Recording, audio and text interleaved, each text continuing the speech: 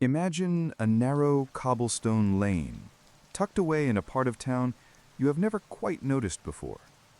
The evening air is cool and soft, and a gentle rain has just begun to fall. It taps against the old stone buildings, against window ledges and iron railings, filling the street with a quiet, steady rhythm. You are walking slowly, without hurry, without purpose. Your coat keeps you warm, and the rain doesn't bother you. It feels almost pleasant against your face.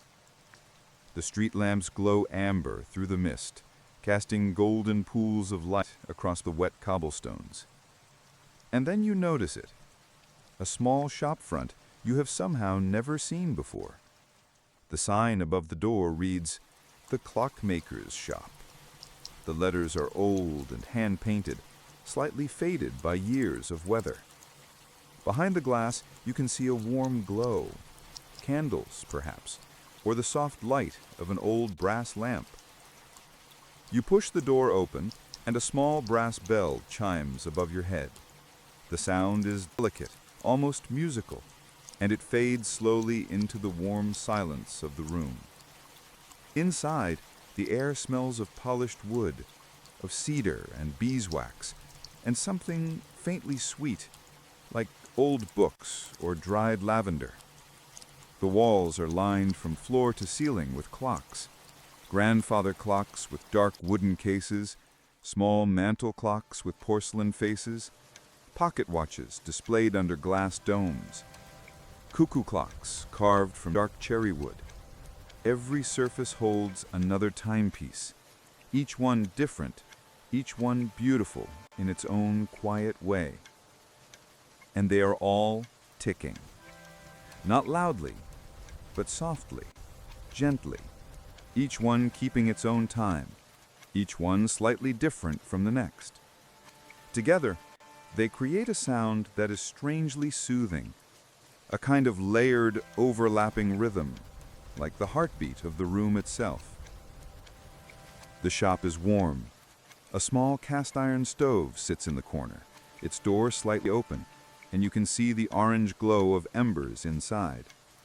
The heat radiates gently outward, warming the wooden floorboards beneath your feet. Outside, you can still hear the rain, tapping against the windows, running along the gutters, steady and soft. You walk deeper into the shop.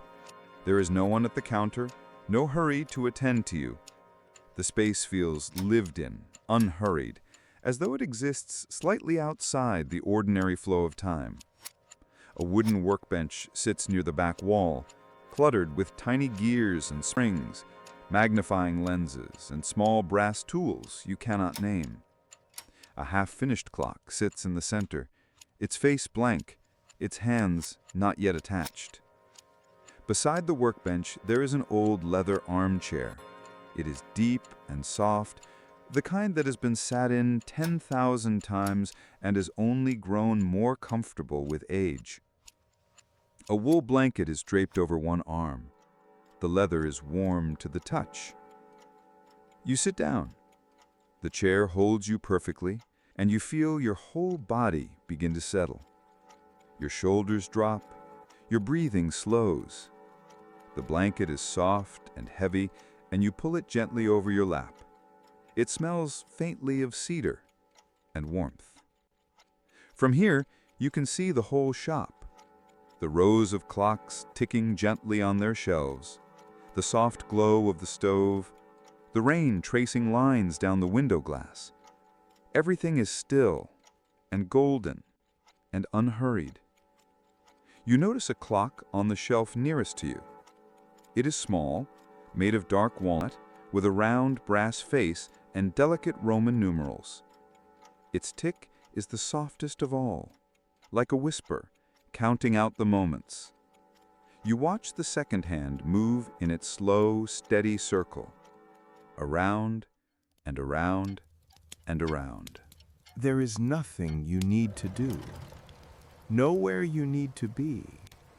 The sharp holds you like a warm pocket of stillness in the middle of the rainy evening. The world outside is far away, muffled by the rain, softened by the mist, held at a comfortable distance. The embers in the stove shift and settle with a quiet sound. The warmth deepens. The blanket feels heavier in the most comfortable way.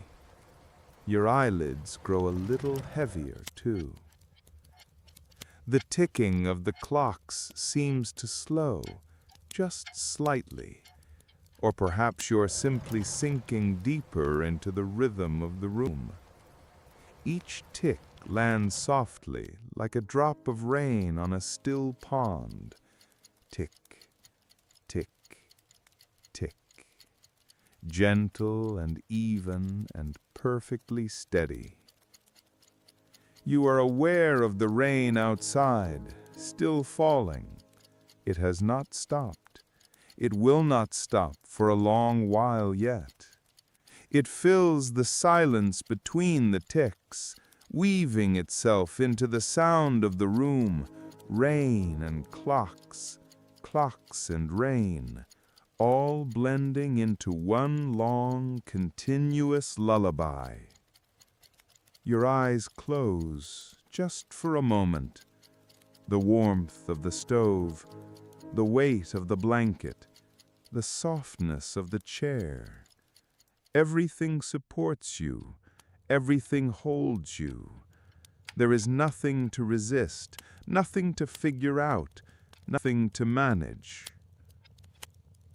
In the distance, a grandfather clock begins to chime. The sound is low and resonant, like a bell under water. It rings once, twice, and then it fades, leaving behind only the ticking and the rain. You feel yourself drifting now, not falling, not sinking, just drifting, like a leaf on a slow river. The clocks are still ticking, the rain is still falling, the stove is still warm. Everything continues exactly as it should. And somewhere in the quiet of the shop, among the gears and the glass and the candlelight, you let go of the day, of the thoughts that have been circling in your mind, of the tension you did not even know you were holding. You let it all go, and the room holds it for you. The clocks keep time, so you don't have to. The rain falls a little softer now. The candles flicker gently. The wool blanket rises and falls with each of your slow, deep breaths. The shop is quiet. The world is quiet. And you are exactly where you are meant to be. Rest now.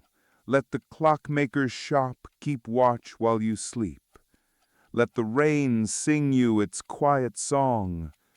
Let the ticking carry you further and further into the deepest, most peaceful sleep you have known in a long, long time.